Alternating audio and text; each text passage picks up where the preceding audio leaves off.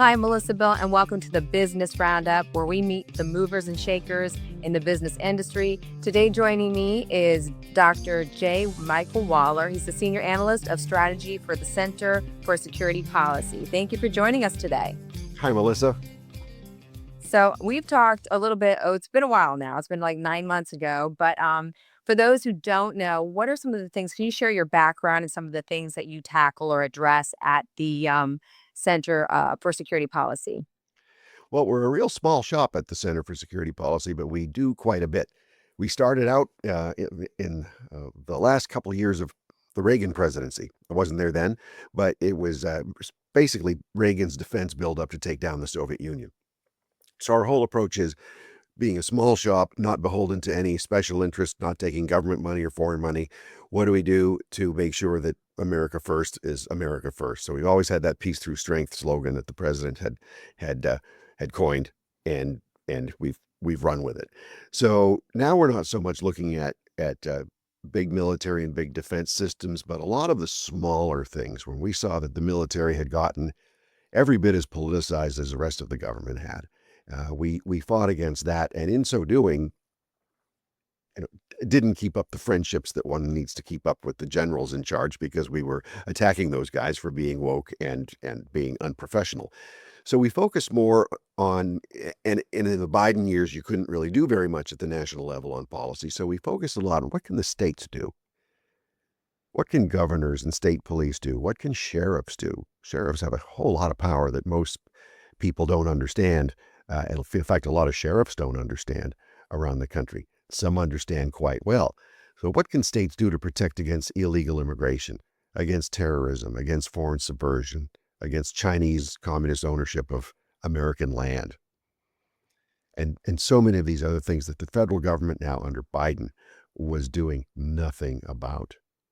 So how can we empower them? And then we have a success in one state. Who can we talk to in another state and help them out and give them some ideas for their own legislation or other policies? And that's worked out really well. So we have people full-time working just on those issues. And then I'm working on the national issues and some international issues with what do you do inheriting a government that Donald Trump, 47, has inherited. He really didn't expect the problems that he faced in his first term, because who would have believed a lot of the stuff that was being said about how insanely politicized not just the government bureaucracy itself, but our intelligence services had become and our military had become. He didn't understand that when he was first there as president, and there was a lot of chaos then. He understands it well now. So we were helping devise different measures, meaning looking at certain problems in the government during the campaign last year, not working with the campaign, but anticipating there would be a new president. And then identifying people, vetting people, and proposing solutions to those problems that the next president could fix by executive order and then get pushed through Congress to remain the law of the land. So that's what we've been doing. My own area at the center has been to really dig deep into the FBI and the CIA and the rest of the intelligence community and see not only how politicized, politically correct, and woke they had become. They were as bad as we see, even worse than we see in many ways, because what the wokeness does is it breaks down the professionalism. It forces the professionals out. They don't want to be in that kind of environment anymore. Or if they are, their morale's going to be damaged, so they're not going to do the job that they would otherwise do. So we're looking in there to identify good people within the system who are the professionals in the system, who can be promoted up to the top or at least serve in an advisory capacity to help the president's appointees correct these terrible, terrible flaws. Now, his first time during presidency, he had a lot to contend with, and now we're looking at it's probably, I don't even know how much worse it has gotten at this point. So he's dealing with a lot. I mean, the administration themselves. What are some of the initiatives that they are like having to undertake? Like you were mentioning some of it, just kind of weeding out the people who are just kind of pulling these type of departments down. But what are some of the other things, like national security wise? Sure. Well, this is where you I mean, there's so many different aspects to it. So if you're looking at waste and fraud and abuse and corruption, it's common to all government agencies. And it's really common to anything where there's a lot of money and a lot of power and few checks and balances. So Congress has been providing the money and the power for decades, but not that legislative check and balance. So when Trump came in the first time, he couldn't get a grasp of that. He trusted the generals to do as he said. He trusted the CIA and FBI people to do as he said. He got rid of James Comey as FBI director, put in Christopher Wray, who was sort of a rhino moderate Republican, but he wasn't woke. But not understanding that when you put a director into the FBI director doesn't direct the FBI. The FBI bureaucracy directs the director. So they took control of Chris Wray and the FBI. The bureau apparatus did, and he became their their Republican Trump appointed face to push this wokeness and politicization through the bureau. So undoing that is a huge task because so many people, they either retired or a lot of them took early retirement to go into the private sector. There's no way we'll get them back because they're making a lot more than they did when they were in government, or they simply don't want to go back to that system anymore. They'd actually have to take a demotion in many cases to go back to the system. So Trump is trying, say, using the FBI as a single example, with Kash Patel on top, who has a track record as an aggressive investigator, a no-nonsense kind of guy. And then the key one was putting in Dan Bongino as the deputy director, because now the deputy director of the FBI is like the chief operating officer. So the director is the CEO, the deputy director is the COO, and his job is to run the day-to-day business of the bureau. But the bureau has always had, or almost always had, a special agent in that job to guide the director, to be his eyes and ears. So Dan Bongino he'd been a special agent in the Secret Service, but he's not a creature of the FBI. Very principled guy who gave up a very successful uh, business to come in and take this job. And so it's two men in a hostile takeover of a 38,000 person agency. Oh my goodness. Now imagine though, yeah, and they've made a lot of promises, right? I mean, even before they knew they would be going into the FBI, they made a lot of promises, and we can see what they've said in the past about what should be done in the FBI. And a lot of supporters of the president are expressing frustration. Why aren't these guys doing it? Well, they've only been in office, less than 2 months, right? Kash Patel wasn't confirmed until about a month after Trump was inaugurated. So, and Dan Bongino's been in barely a month. They've done a lot in that time, but it's not all visible. And since they can't be recruiting a lot of other people because the FBI shouldn't be a political organization, so they just can't bring in anybody they want to, they have to find who's there inside to help them out. And then to then face the reality of cleaning out a huge bureau that might look easy from the outside, but it's certainly not once you're on the inside. And I'm sure it's like you're saying, there's a lot of people that are probably still in the same mindset or mind frame, so they have to be dealing with that, 'cause they're pushbacks. There's pushbacks against everything they're doing. You can see it even from, the media aspect. Right. Right. So imagine then your job in the FBI is to clean out, among many things, all the DEI junk. Well, you have the people who were running DEI in there. They're still there for the most part. Then you have the people who were recruited under DEI because they couldn't be recruited legitimately because they didn't have the talents and the skills and the things that the FBI needed. So they were hired under spurious artificial conditions, but then artificially promoted through the system to take over the whole nerve center. So all of FBI human resources, a lot of the FBI general counsel's office, a lot of the special agents in charge and the assistant special agents in charge of the 56 field offices around the country. A lot of those are DEI hires. You can't simply fire them and put someone in their place because their successors were often also DEI hires. So what are you going to do? So when you go in, you have to take things a lot more slowly than if you're just, like Dan was as a podcaster, or as Cash was doing political work. it doesn't respond the same way. And a lot of the friends are going to get really upset, and understandably so. And then you have like a whole nother side of things is the border. That was a mess when he came in. And there's a lot of pushback on that. Some people, oh, he's taking people that are supposed to be here, or they've been here for a long time. But then when you do some background on the people, there are some ties to terrorist organizations, gangs, but so we're making some headway, but how do you feel that's going right now? Are we still kind of really in the weeds with it? Oh, if we could have thousands of Tom Homans, yeah, at the head of our border security, running the country, we'd be fixed really fast. He is quite a human being. He's a formidable guy. So on the border issue, this is President Trump's keystone policy from his first term, from building the wall, and even more so now. So he made absolutely the right pick with Tom Homan as head of, running everything pertaining to the border and to deportations. Marco Rubio, Secretary of State, a much more genteel kind of gentleman, but it's his job as Secretary of State to issue or deny visas. He has been not been obstructionist at all in any of this. He's been for everything that Tom Homan's been doing. So you have a really good team throughout the entire Trump administration on rounding up these illegals and kicking them out. And while the progress has been a lot slower than the political statements and the political enthusiasm would have had us hope for, it's still happening. What's slowing it down is all of these injunctions, all of this lawfare that's being waged against the administration to prevent these deportations from taking place.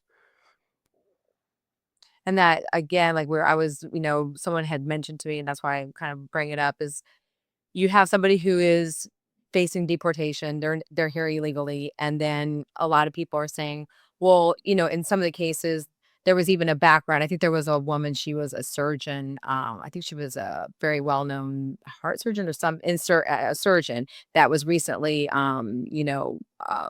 made, she was deported, and there was some ties to the terrorist organizations, and her saying even, I guess, publicly that she was like, behind them, and that she was even like, you know, identified with that terrorist organization. So these type of things, is this going on more often than we know? Like, is this part of the reason for the deportations? Like one of, I'm like, I guess I'm trying to say the most important like criteria when they're looking at deporting some of these people, is it because they have, links to terrorism or things that might make them a danger? Sure, well, on a whole lot of them, but really, for most of them, we don't know what their backgrounds are. They didn't go through the visa process where, to get a visa, you go usually to your home country, to the American consulate or embassy in that country. You do your paperwork, you fill out the forms. There are usually nominal background checks of you, but in some places, especially in countries that spawn a whole lot of terrorism, there might be some really rigorous background checks. And then once you're cleared to go, you're cleared to come into the country. But if you're here illegally, there are no background checks. So it's incumbent on the leadership of our country to presume that these are dangers to American citizens, and therefore they have to go. Now, some of them, if they're going to add value, if they leave on their own and they're going to add value to our society, then they're welcome to come back and apply for a visa legally to come back here. Then you think, well, gee, why would you deport a surgeon? Because we need surgeons. Well, yeah, we do. But what if the surgeon's a terrorist? Or what if her brother is a terrorist or her father is a terrorist? And the pressure that, terror networks use among family members to be the coyotes, to bring the smugglers, to bring in what explosives, to bring in other devices, to bring other people. So you have to consider that um, terrorist groups need their own physicians anyway, because terrorists get hurt and sick like everybody else. So it's absolutely correct to be deporting these people, regardless of what other kind of credential they have. And I know even other countries, I mean, you can't just go, someone was pointing out, like, even if you want to go to Colombia or different places, I mean, anywhere you go, people are usually fairly you have to go through the procedures to be there. You can't just walk in there and, not have any way to say who you are, why you're there, and why you're working. I mean, I know I had to have a visa when I went to Colombia just to work for a couple months. So I'm just pointing that. But so I guess, the same thing holds true for the United States, but it hasn't been that way for Right. right for a while. Right, and when you're in Colombia, if you break Colombian law, Colombian authorities will come and they will send you home. Yeah. That's how it should be in every country. And So when Trump talked in his previous presidency about helping countries assert their own sovereignty, because once countries are fully sovereign and they act in their own interests, then you can have relationships with other countries and it's all based on mutual self-interest. And so you get an equilibrium or a harmony or a progress that way. But when countries act in their own self-interest to dump their prison population into our country like Venezuela did, and then we do not act in our own self-interest by preventing them from coming in the first place, well, then there's a disequilibrium and something's going to break at some point. And have you seen, a rise in just not only terrorists, but just inside the country, I wanna say in crime and, just things that we didn't see prior to, the Biden administration or even beyond before that, Obama. Have you seen things change or decline? Well, no, we've seen it increase. If you Okay. look at the crime, I mean, there's a lot of crime just from American citizens because, we have a huge amount of violent crime and nonviolent crime in our society, ranging from street thugs to members of Congress. So that's always been part of our history, though, and so you're going to have that.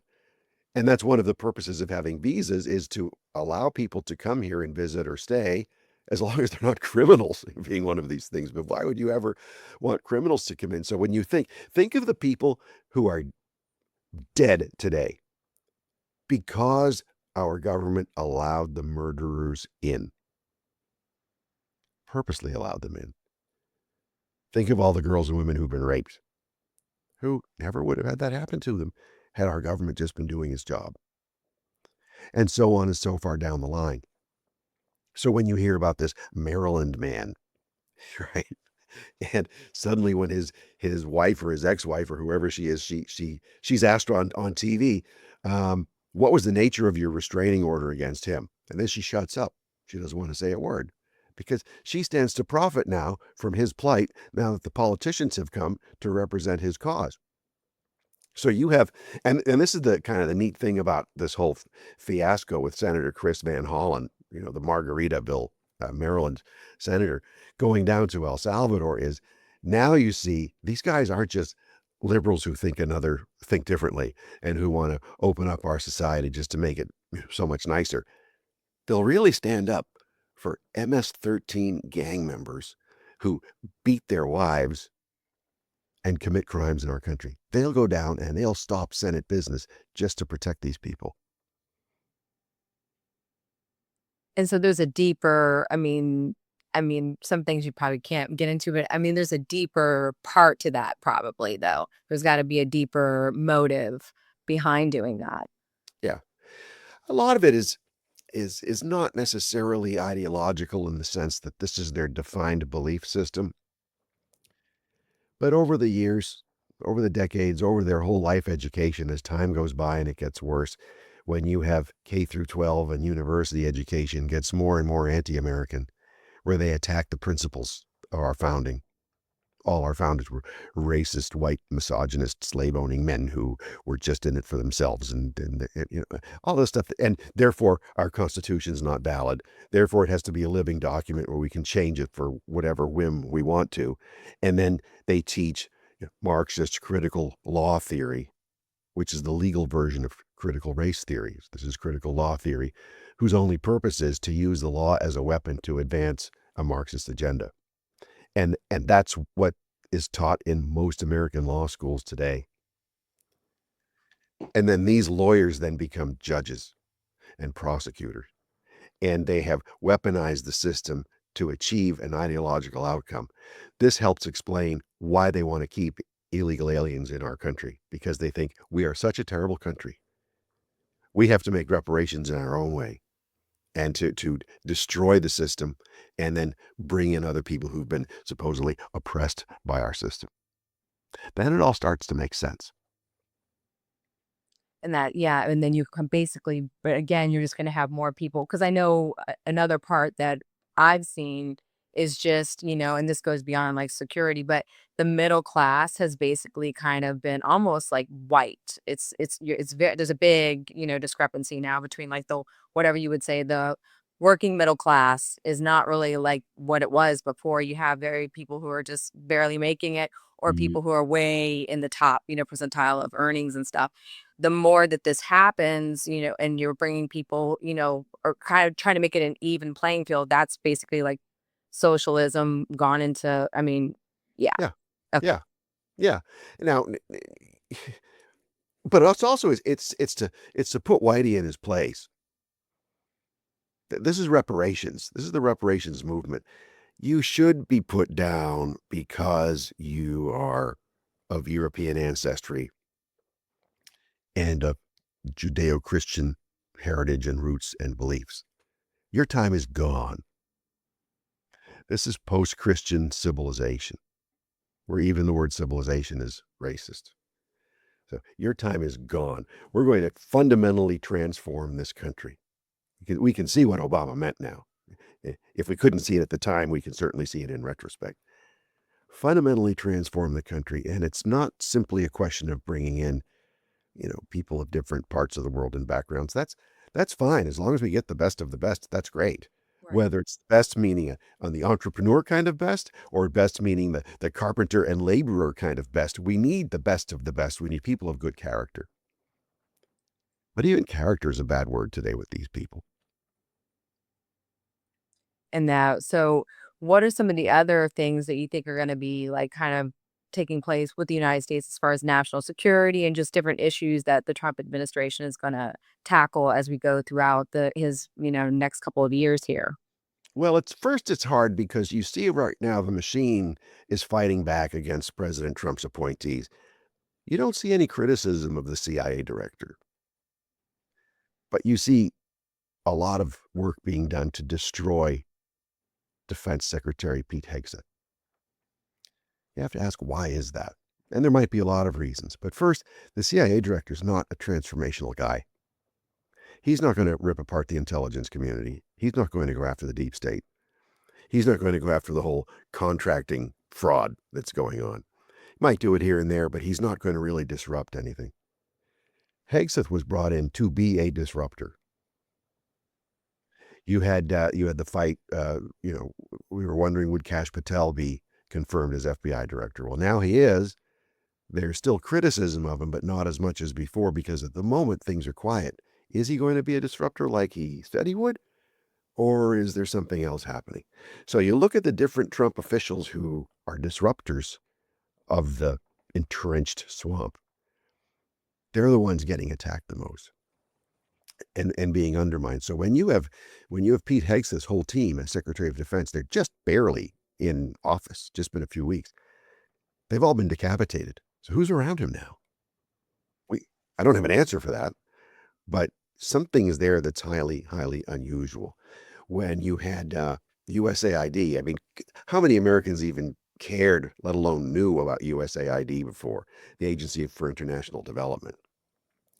All of a sudden, people are screaming murder, that what a terrible thing, and the whole world is going to collapse because USAID is being defunded.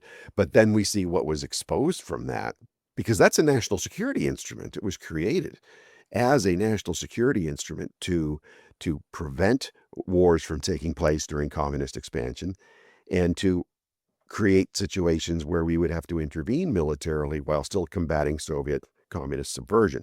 Look at what President Kennedy said when he founded USAID. He said it was specifically to combat communist subversion. But then USAID got to a point where it had internalized that same Marxist subversion.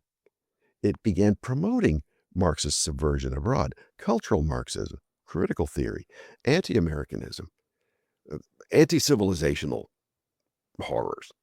And it had been doing it in an unaccountable, um, cartel-like situation where it was choosing winners and losers and building up contracting empires, multi-billion dollar companies, simply to administer USAID contracts. And then what? To serve as a slush fund to transform other countries first, and then to transform our own country quite illegally. So all the screaming about USAID was really these entrenched interests who were getting their money from this agency in an improper or an illegal way, who finally got things shut off. So you even now have BBC programming from London is being shut down. Why? Because USAID was funding it on the side with this Marxist bent. That's crazy. And nonprofits, I mean, I think that not just that, but the other nonprofits, they're looking into, I mean, even for, oh my goodness, FEMA and other things are just getting, they're going through the books and trying to figure out what's been going on with a lot of these nonprofits. They think there's a lot of money that has been probably not dispersed in the correct way. And Yeah. Yeah, thoroughly corrupted. And it doesn't always start out that way. It starts out with something that's well intended, whether for the right reasons or the wrong reasons, and then you have people who really want to do the job, and then you have the do-gooders who have a whole different thing, and that gives things mission creep, and then it becomes a way of saying, I'm going to put in my 20 years in this government agency. That will make me eligible for my pension. And then I'm going to set up a contracting company so that the people who I appoint to succeed me issue me the contracts to do the work because no one knows the work better than I do. So there's a delta in the contracting where you can make 10 to 15% a year as a private contractor and you won't get audited. Nobody will look at you. So if you get a $100 million contract, which is not a huge one in USAID, that's 10 to $15 million a year profit after you've paid yourself, after you've paid your family members and friends, wow. and after you've paid yourself through subsidiary or competing companies that are going for different contracts. That's why if you look around the Washington D.C. area, you see huge multi-million dollar mansions. Just go on Zillow right now and see what's for sale in Montgomery County, Maryland, and in Northern Virginia, where a lot of these contracting companies are. And you think, how in a place like Washington, D.C., where the government is the only business and all the private business wouldn't be there if it wasn't for government workers and government contractors, how do they own these 3, 5, 10, $25 million homes? And that's it. Yeah. And getting back on the real traditional national security side, it's every bit as bad in the defense contracting side of things. That's why it's frustrating to see conservatives, MAGA people saying, let's spend more money on defense. Let's not.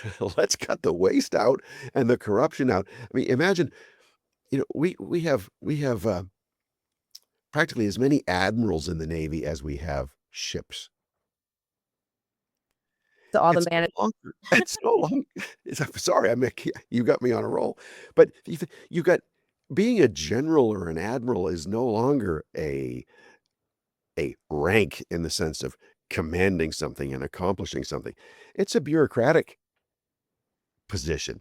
So they call it a pay grade, which is comparable to the civilian pay grade. So if you're a GS-15 government official, that's roughly equivalent to an Army colonel. But nobody respects the GS-15, but everybody respects the colonel because, well, he's a colonel, he must be brave. But no, most of these people have never handled a weapon except for their marksmanship training. Now, we need them to run things to the way that, it's been set up for them to run, but it's not like we have a great warrior class of admirals and generals out there because they're gone. So it's just a name or, just a position, and then you have people who are and then there's money behind that position, I'm sure, too, and so you're saying it's just there's a bunch of generals, but nobody underneath really, like, the manpower that's really supposed to be driving the military part. Yeah. Yeah, for the most part, once you reach, lieutenant colonel, it's not so much merit-based anymore. There's a lot of brown nosing that goes on because it's not just to get that little step up in the pension, which is it's a really good pension, and all the benefits that ex-military get, especially the higher up they go, they're really great. But imagine now you have that general or admiral rank as a retired individual, you're worth a lot more money now in the federal contracting community. You'll get on a corporate board, you'll get to set up your own program, and you'll become a millionaire in pretty short order once you retire if you play the game right. Whether or not the program's worth anything doesn't really matter. It's the question of who do you know in the system, who owes their positions to you, who's your friend and your friend's friend, and how can you help that person's spouse who's not in the military to work as a contractor and then make it all, pass the legal smell test. So these are all the things like so from here to the border to the net. I mean, all these things are things that they're going to have to really whittle away and get kind of the bad seeds out and try to get rid of the waste in all these areas. It looks like, and that's going to be. I mean, we're talking. That's a big undertaking. Right, especially because it has to be approved by Congress.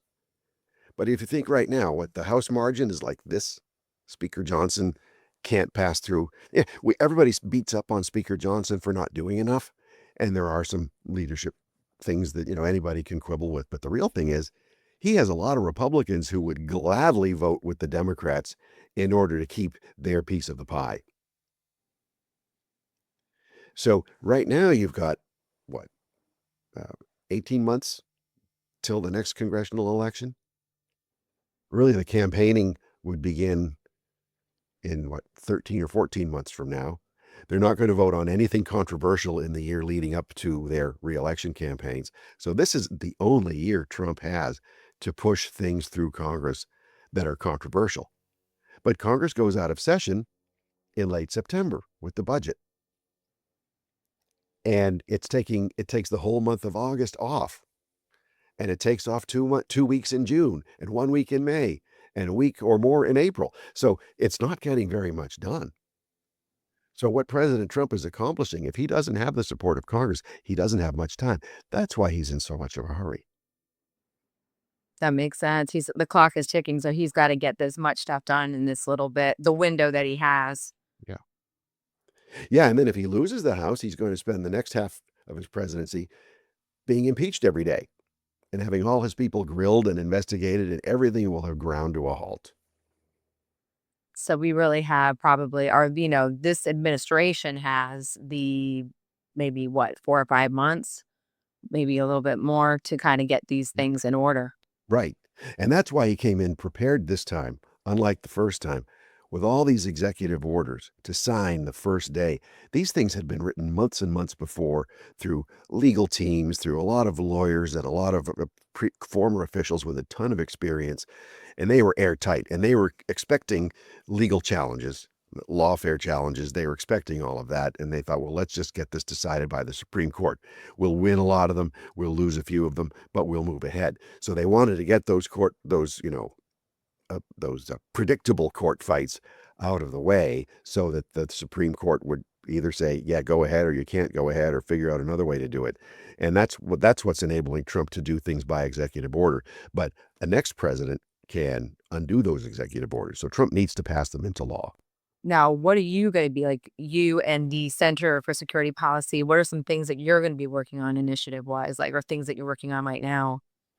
Right now, we're working to help people on the inside who really need a hand because in so many different government agencies, you might have the secretary and the deputy secretary under him, but you might not have the third and fourth level presidential appointees put in yet. It's just vacant because they're not Senate confirmed yet, or they might not even have been nominated yet, which is a big setback. So, who is on the inside who needs a hand? By private citizen volunteers. It's legal, it's proper, it's done under every presidency. So that's what we're doing now at our own expense, is providing that research help, that expertise, showing, well, here's where some bodies are buried, or over here is where there are some opportunities, and let's say working with the Doge teams, saying, hey, check out this place, and this place. Here are the details. This is what to look for. Here's who to talk to. So just kind of guiding them. And I know you were saying the states too. Are you kind of helping some of the states kind of figure out what they can do internally in the state on the state side as far as for because I know nationally there's one thing, but the states do have power. Right. We have one of our people, Chris Holton. His entire job is simply to work with lawmakers at the state level and governors at the state level. We have another one, Kyle Scheidler. His job with Chris Holton is to have a program to train sheriffs on what they can do. Because remember, the FBI and the ATF and these other federal agencies, they don't have a lot of people on the ground at the state and local levels. They'll go in when there's something happening and they will take over the investigation that might be done at the police level. Let's say, look at the Nashville, school shooter, for example. That was a Nashville police, and then the FBI came in and took control of it. Well, for what reason? Usually, when the feds come in, they end up slowing things down. Then they end up taking credit for the work that the local police and sheriffs have done. And that ups their budget, and they get to show how important they are. And they might send out a news release saying that so and so is just convicted or sentenced today based on our investigation, and then that's in the X post, and then in the actual press release down at the bottom say, oh, in cooperation with the local police and sheriffs. So they're taking a lot of the credit away from state and local law enforcement when it's state and local law enforcement that are the backbone. So one of the things we teach the sheriffs, a lot of them don't need this teaching because a lot of them don't know it, but some of them, especially in certain states where the sheriffs aren't that powerful, don't realize that you do not have to deputize federal agents to enforce state law, because an FBI agent cannot enforce a state law. But he can be deputized by the sheriff to work with the sheriff, but that is then empowering the central government to come in and oftentimes abuse the public. So we're showing the sheriffs that, how this can work, and then connecting them with other sheriffs in other jurisdictions where they've expressed a personal willingness to help fellow sheriffs. So in these cases, so they don't always have to, they wouldn't have to do that. This is something that they can choose not to or whatever if they're put in that Right. position. Okay. Right. They can't block a federal investigation, Right. but nothing requires them to help. Deputize. Okay. Right. Makes Yeah. sense. Now, some of them will do it because they get really cool stuff from DHS. They get, tactical weapons and expensive body armor and armored vehicles that they don't really need, but they're really cool. And it's great to do. So the federal authorities know how to butter them up. But you go into small town America, they don't need this stuff, but they have it anyway because they're they have nice relations with the federal authorities. So we're trying to show, um, and you don't just show the sheriffs, because the neat thing about sheriffs is they're all elected by the people. They're not appointed. So you directly elect your sheriff. So the sheriff is directly answerable to the public. And that's another part of it is where there are sheriffs who are weak or who are abusing their power or who are simply allowing federal authorities to run roughshod over the locals. We will work with sheriff candidates and anybody else who's interested in either holding sheriffs accountable or electing a new sheriff. And we're active in educational efforts on those fronts too. Kind of getting in the ground of all these things. Well, it's been amazing talking to you. I know we could probably definitely go into a lot of other topics, and I hope that you can come back again as we kind of see how things unfold. Yeah, that'd be great. That would be great. Thank you for having me on. Thank you for joining us for another episode of the Business Roundup. If you haven't already, please feel free to follow us on Instagram or YouTube. And leave comments below if there's topics you want us to cover. Until next time, I'm Melissa Bill.